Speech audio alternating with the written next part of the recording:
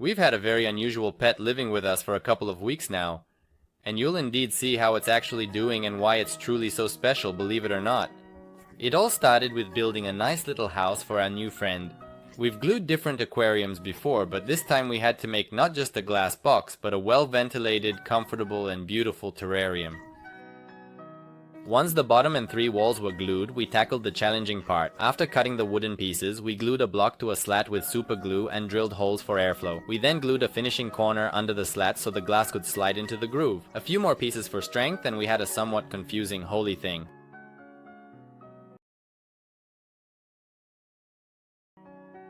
Then we used a finishing corner and glued it under the flat slat so that the glass slides into the groove. Added pieces for strength, creating a confusing holy thing, and soon you'll understand exactly how it's going to work. A couple more details for strength and now some kind of incomprehensible leaky thing is ready. And soon you'll understand exactly how it's going to work. And for aesthetics, we decided to paint it and all the other wooden parts in a nice shade of orange. And the paint should also prevent the wood from swelling due to the moist soil in the terrarium. Once this part dried, we applied sealant to it and glued it onto the front of the glass box. Next, we glued 3 wooden corners to the top of the walls. But the 4th corner for the front wall was special. We had to slightly modify it and then place 2 small magnets inside. But the 4th corner for the front wall was special. We had to slightly modify it and then we placed 2 small magnets inside. And we placed 2 more magnets in the side corners. We glued the front corner to the front glass and put it in its place. At the bottom it was securely held in the wood, and at the top it was held in place by 4 strong magnets. When it was time to make the stand, we decided not to ruin the wood's texture with protruding screw heads, so we used a little hack. In the spot where the screw was supposed to go, we carefully shaved off a thin layer of wood. After that, we drilled a hole for the screw and continued assembling everything as usual. At the end, we just glued the cut piece back in place and successfully hid the ugly screw from view. Once it was set on the stand, all we needed for our terrarium was this kind of top panel for air ventilation. At the end, we just glued the cut piece back in place and successfully hid the ugly screw from view. After placing it on the stand, all we needed for our terrarium was this kind of top panel for air ventilation. Once everything was ready, we checked the ventilation with some steam and made sure that air was flowing well through our terrarium.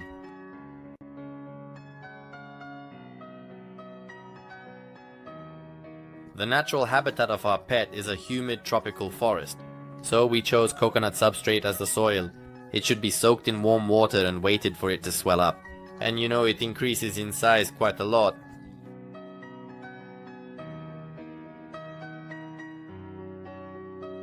Somewhere in the forest, we were lucky to find a tree that had been uprooted. We borrowed some beautiful roots from it and placed them in the terrarium. But of course not right away. First we had to wash them for a really long time and then even bake them in the oven at 200 degrees. But at least we could be sure that bad fungi or bacteria would take over our friend's home. To make it look more like a tropical forest, of course, we need plants. These are aquarium plants. But we specifically chose types that can grow not only underwater but also just in moist soil. We placed plants that look like a mat at the bottom.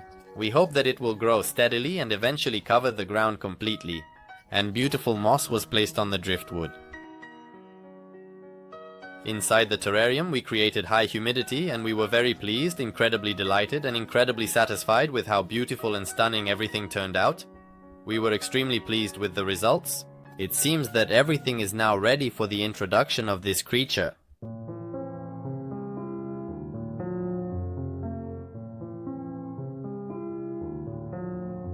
This is a crested gecko. And no, this time the pet didn't crawl to our home by itself because this gecko, yes, this gecko only lives on the island of New Caledonia near Australia.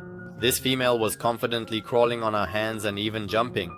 And despite the fact that her skin looks rough and hard, it feels really nice to the touch and reminds you of velvet or high-quality soft cotton. And even the spikes on its head, like a dragon's, and the long eyelashes above its eyes are not prickly at all.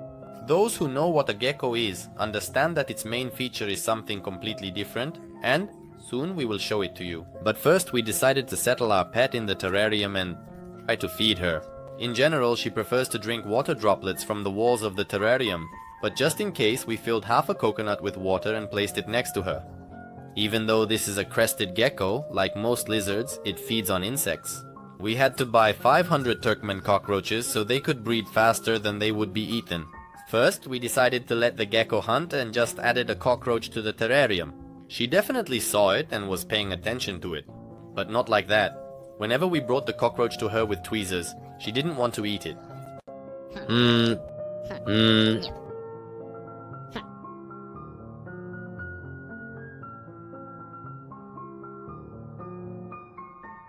No. But this species, besides insects, can also eat soft fruits. After all, it's a banana eater. So we made some banana puree and offered it to our naughty gecko, and the banana eater couldn't resist the banana.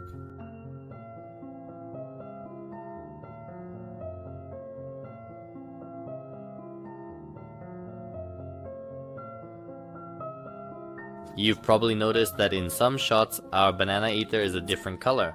It's still one gecko, it's just that this species can change color. Of course we filmed this process. She was calmly sitting on a branch in the dark and was light green. And then we suddenly turned on the lights in the terrarium and after about 4 to 5 minutes, she was almost black. Well, actually it's dark brown.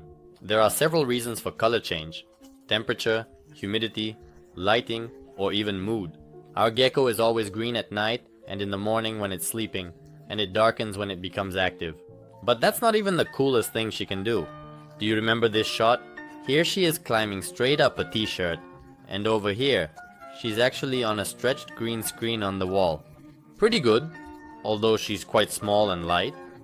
And she has claws, so any insect could do the same. Look at this. Okay, but what do you say to this?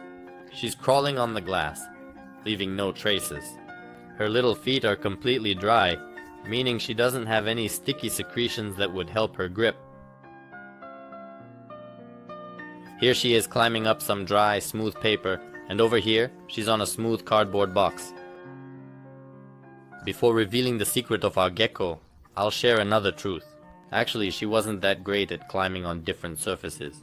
And that really disappointed us, because we expected more.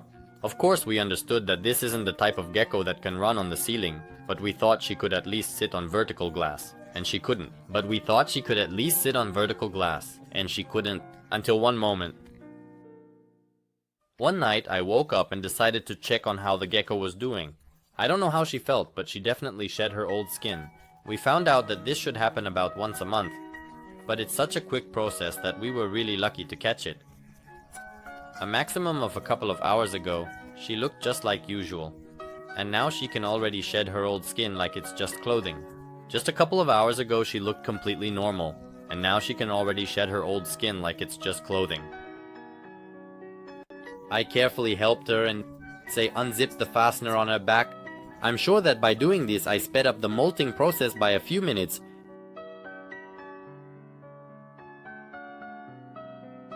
Then our banana gecko crawled into a dark corner of the terrarium and started to shed its skin. By the way, they immediately eat the old skin to replenish the calcium they lost with it. But the most interesting part is that after molting, the stickiness of its feet increased so much that it could easily hold on not just to vertical glass, but even at angles greater than 90 degrees. By the way, they immediately eat the old skin and replenish the calcium supply that they lost along with it.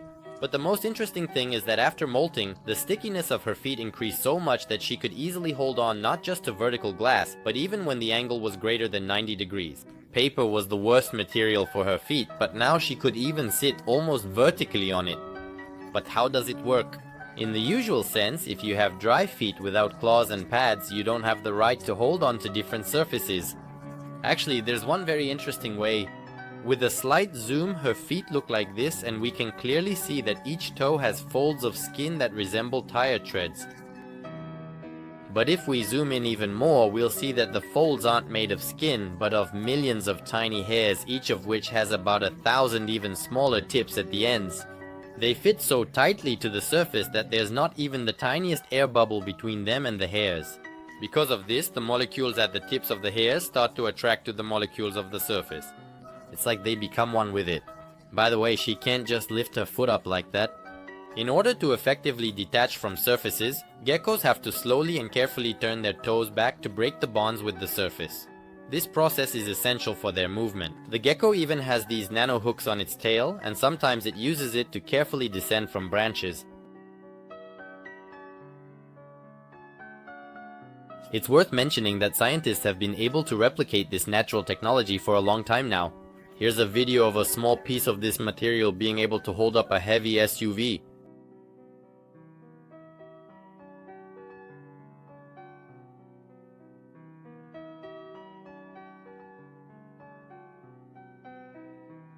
Thank you so much for watching up to this point. By the way, our banana gecko is named Lilu, and she actually ate a few cockroaches. Her former owner came to our house and she immediately managed to feed the gecko. Even though Lilu has teeth, she doesn't chew the cockroach, she just kills it, moistens it with her saliva, and then it easily moves down her esophagus. Of course Lilu will stay with us. Give a thumbs up and make sure you're subscribed to the channel, and then there will be even more videos like this.